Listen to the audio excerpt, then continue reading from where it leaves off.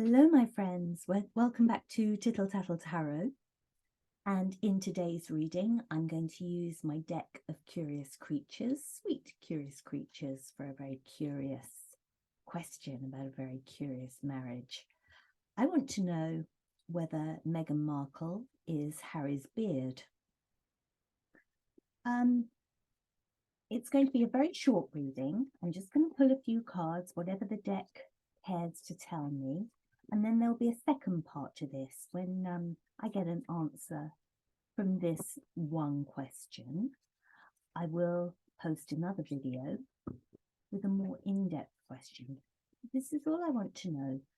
Is Meghan Harry's beard? Did she go into this marriage knowing things about Harry and knowing what the deal was from the beginning? If that was the deal, was she a willing beard? So have a few more shuffles. Whatever the cards care to show me, whatever knowledge they want me to have, anything that they want to share with me about this. Is Meghan Harry's beard? Is Meghan Harry's beard? Take whatever comes up. Got the Chariot. So did she go into the marriage as his beard? Did she go into it aware that is what she would be? I'm going to take these and we'll see what we've got.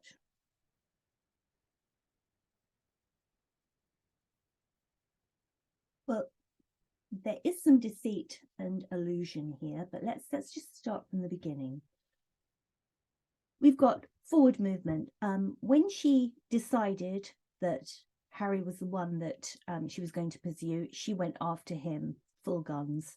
I always think of this card, especially in the Rider-Waite tarot. I love this version of the camel on the bicycle. I think it's beautiful. But with the Rider-Waite, I always think of the film Ben-Hur. And I think of Charlton Heston in his in that carriage with all the swords around the outside, just going flat out, charging ahead. And it is that kind of energy. It's just like quite wild energy, being pulled about. It's very much yin and yang, and being pulled from side to side, and a bit out of control, and just going for it. Very kind of reckless. I know what I want, and I'm out there to get it. So I always think of Ben-Hur with this card. And I think that's what she was like when she decided that she wanted Harry. Nothing was going to stand in her way. And off she went, and she pursued him within an inch of her life. I don't see anything here that tells me that there was any deal going on, that he had like some kind of bisexuality and she was like a cover for him in that way. I do not see that, but I do see a lot of deceit and a lot of deception. So off she went. Very unusual, very strange to pursue someone in this way. Usually, you know, when you're in the beginnings of a relationship, you're testing things out, and you know, is this right? Is this wrong? Is it, you know, is this the right person? Very cautious, you know, and a sensible person really thinks and takes their time. Marriage is a big commitment. But no, as soon as he became not available, but as soon as he was on the scene, she was going to have him in any way she could, and she was going to get him. And he had no choice in the matter, basically. This way up, I love this card. With the curious creatures, they always tell you to, you know, pick a card that you really identify with. And I always choose the Seven of Cups because not necessarily for what the cup represents, but for the dog. The dog reminds me of dogs that I've owned in the past, that beautiful face. And he's faced with all these choices, one of which is a juicy bone, another dog, there's a cat there, all kinds of things in dog world. But in human world, you know, Harry could have had the choice of any woman, basically. Although he's not that bright, he's not that good looking, he is a multimillionaire and had a certain status, and I'm sure that he could have chosen from any number of women, could have had that choice. But when she came along and she set her sights on him and targeted him, all his options were gone.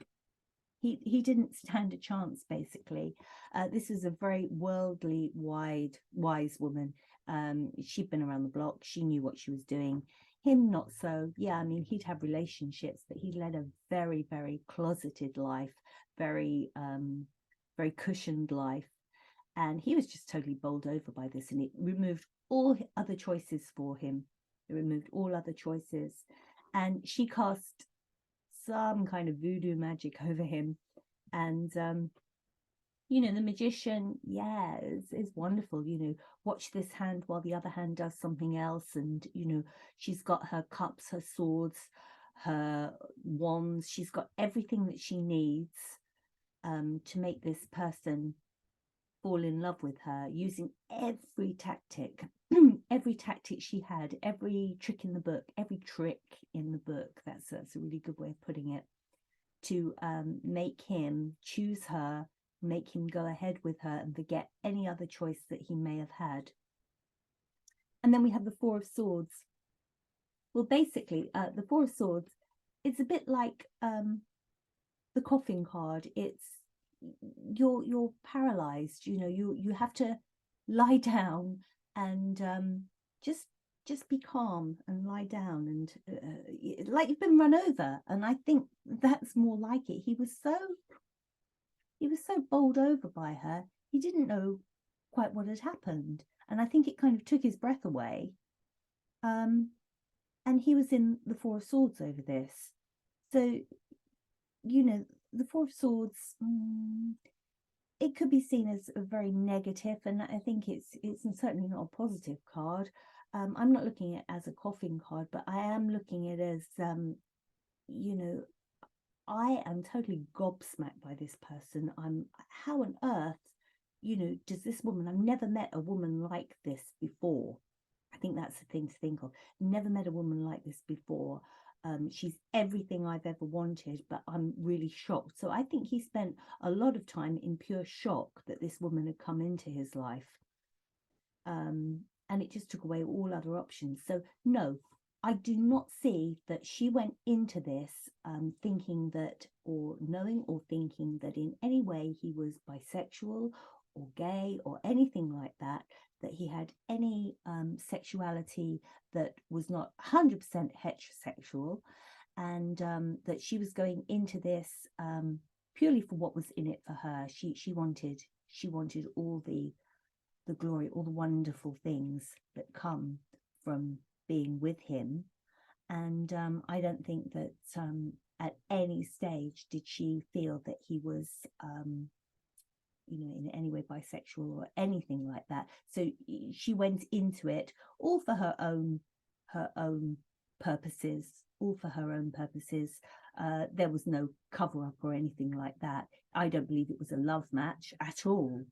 I think this was to benefit her and to give her everything that she wanted, every magical thing that she could have ever wanted. That's why she went into it, which is all backfired. But no, I don't believe that she was a beard, and I don't believe that there was any kind of conspiracy around that they would get together to hide his sexuality. So that's part one. In my next reading, I'm going to ask, with now, at this current time, I'm going to use a darker energy on it and find out whether at this time she now has a little bit of a secret against him, something that she can use that would blackmail him regarding his sexuality now, something that's become apparent that now she will use as a tool against him. So that's what I want to know in the next reading. So I shall catch up with you then. Thank you very much for tuning in. Thank you. Bye-bye.